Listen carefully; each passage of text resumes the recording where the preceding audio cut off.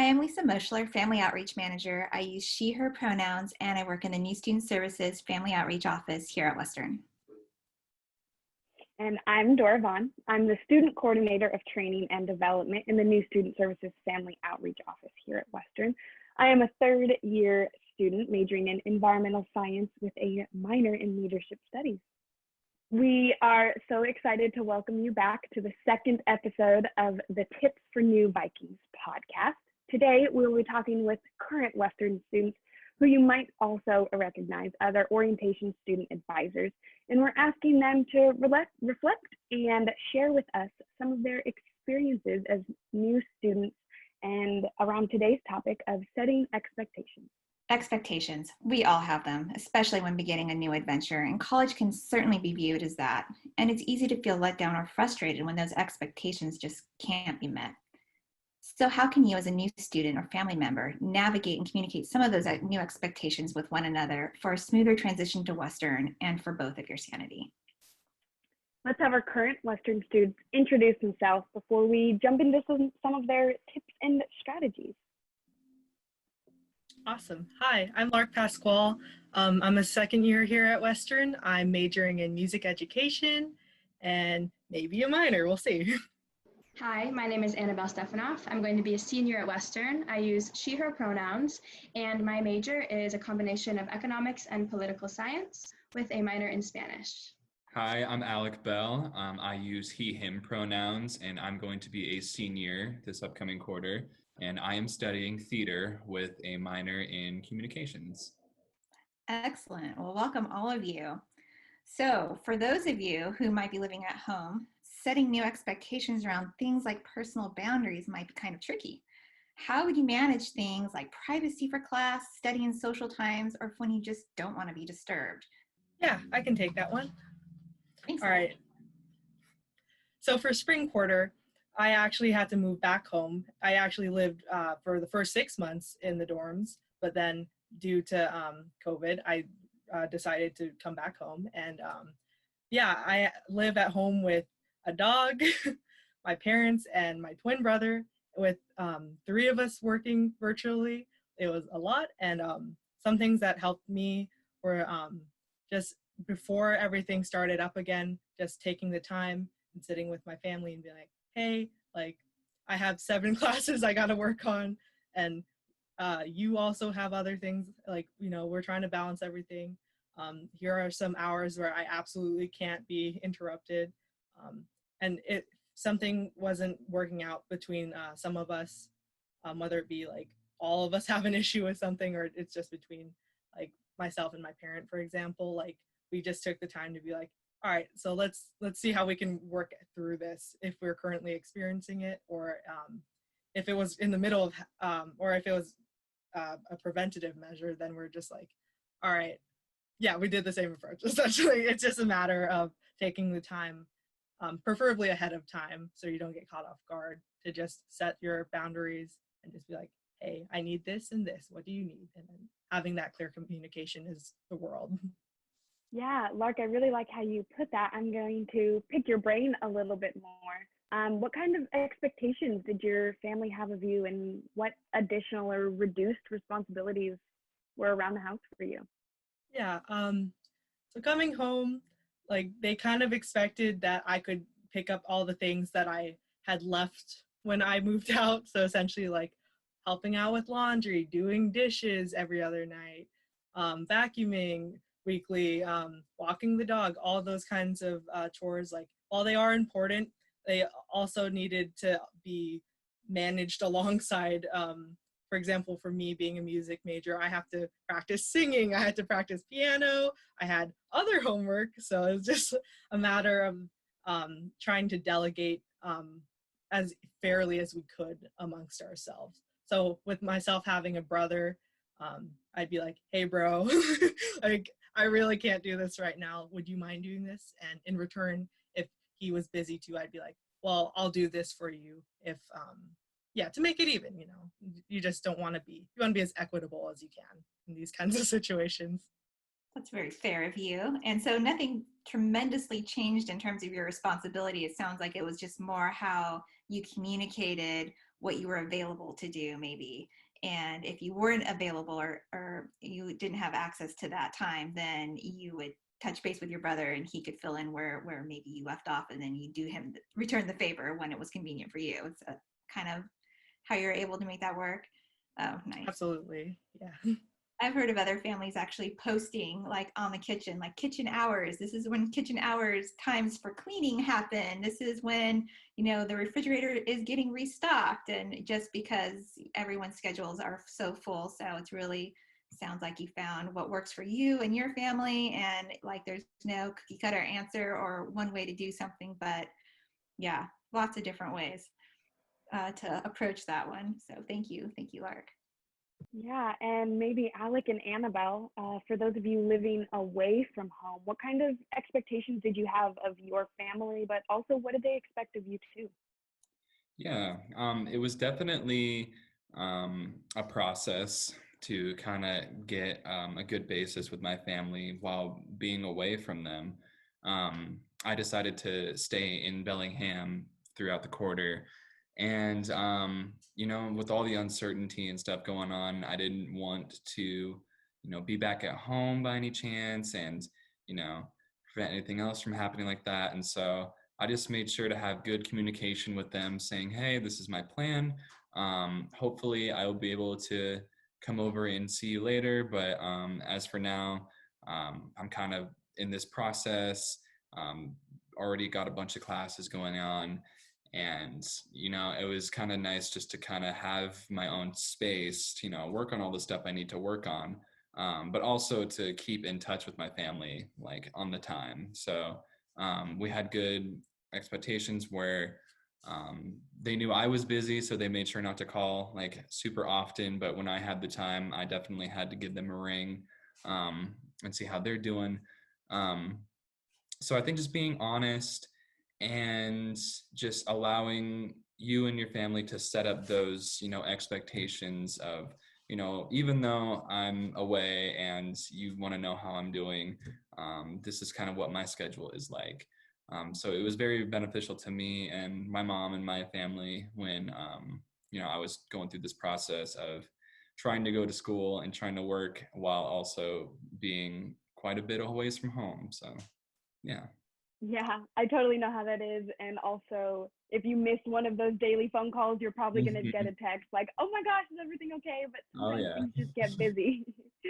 That's what I was going to ask, Alec. What happened when you didn't meet that expectation of a daily phone call? What Oh. response did you get?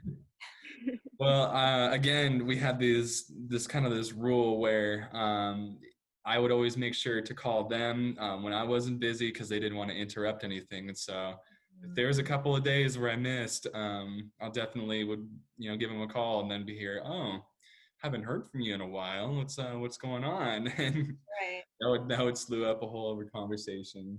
So always make sure to check in at good times and to find those little moments and stuff to, reach out to family, even if you are away. Because I learned that pretty early on too. So if your families don't hear from you for a couple of days, just to maybe say up front when you have tests, when you have tests coming up or you have, some solid core study time, it doesn't necessarily mean something's wrong. It just means you're super busy, right? Or you're I'm just swamped, like I swamped. need the time. Yeah. Right. But yeah. Got it. Well, thanks for that. So sometimes we have certain expectations around holidays, for instance. So we might expect that everyone will sit around the table and enjoy the holiday meal just as in previous years. But holidays, especially the first Thanksgiving home from college, can often be a real time of discovery for your family and maybe for you as well. So who would like to share what their first Thanksgiving home was like?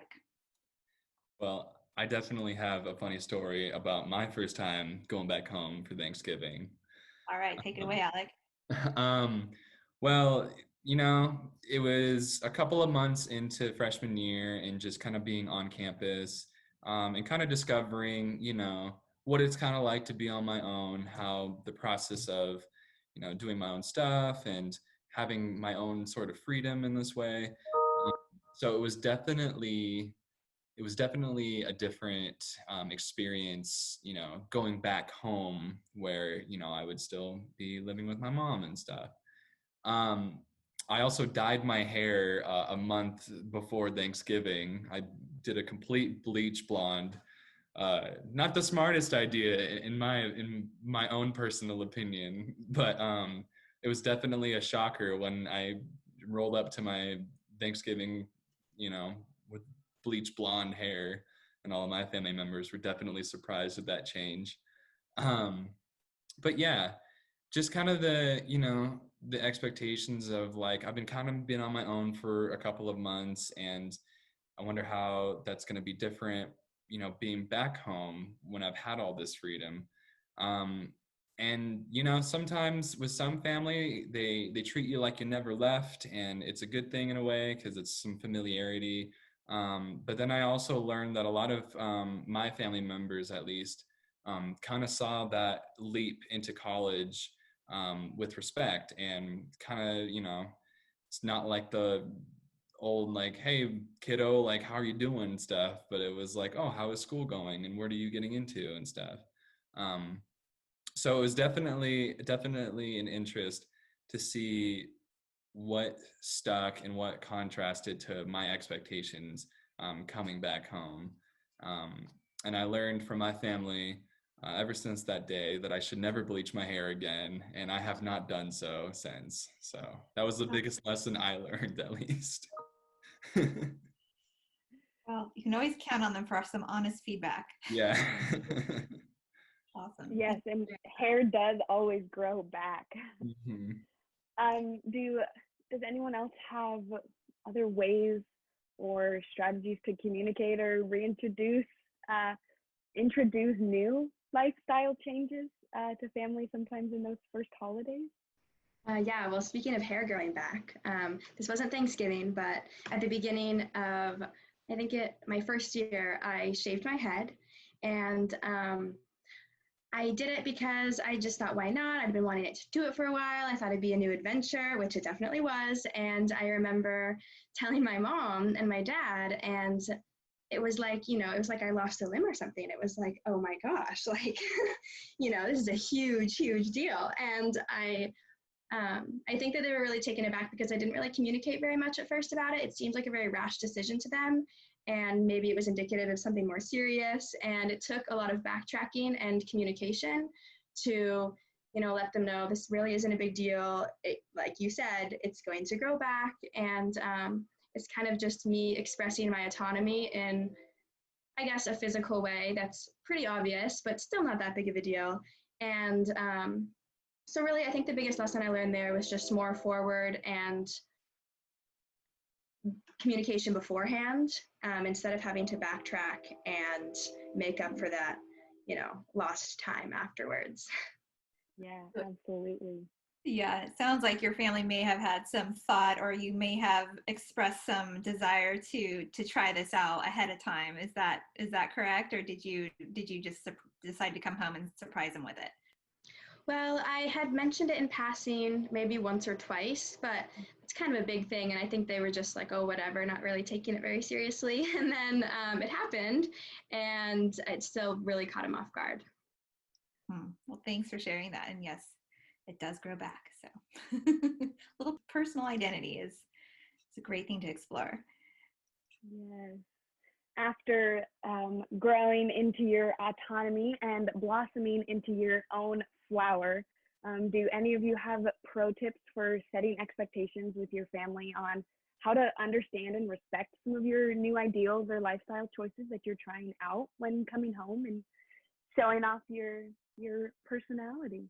Yeah, something for me that was crucial in having that clear, honest communication with my family in specific was just like bringing it back to a sense of relatability and being like, hey, like for my parents in specific, they've never been to college before, so like, they didn't have that experience to share with me. But I was just like, hey, like growing up, when you're around my age, you were out and doing a lot of things. You're just trying to figure out the world, like I'm doing the same thing. It's just I've chosen this specific path versus just what's up kind of thing. So like I really appreciate like everything you do for me. And but at the same time, like also like I would really like you to know and keep in mind that I'm trying to figure out a lot of my own things, and I would appreciate any respect and yeah, and encouragement ultimately. Like, like I know you not want usually want nothing but the best for me, so like that's the way I would like to receive that. So yeah, just having that understanding going forward is something that makes it easier to establish those kinds of boundaries and expectations ultimately. Nice. Thank you. Thanks for offering that. And to add on to that, another pro tip I think is really emphasizing the importance of autonomy in this learning process. I know that what surprised me is that I have learned just as much, if not more, outside of the classroom and the academic setting of college than I have inside the classroom. And so really making that known and saying, Lark kind of touched on this, but just because my path looks different than yours doesn't mean it's wrong or any less valuable. And this is a big step. And for me to get the most out of this experience, what I need is some space and some time to figure some things out, make my own mistakes, learn my own lessons. And so I think really going into that, understanding that space is necessary and it might feel a little odd at first, but it's really going to pay off in the end. Yeah, I really, really love that. One thing I have always super appreciated that my mom has done for me, just like you said, learning more in the outside of the classroom experience, is that even though she doesn't agree with the risky outdoor activities I like to do, she always supports me. And if I'm open-minded, she's trying to be open-minded too. So I think it's really important to take your parents along with that journey and into that new space of thinking. Because you're right, college is a big journey on your own, figuring things out. Yeah. Thank you so much for sharing all of your tips and tricks for figuring yourself out in the new world. And yeah, and for understanding better how to communicate those expectations that you may have, and giving that advice to new students on how they can have some of these conversations at home with their families, and hopefully they can get some of those started a little sooner than later than the first Thanksgiving home. So, okay, well, I think that's all the time we have for today. And we want to thank all of you guys, all of our current students, for sharing your stories with us again.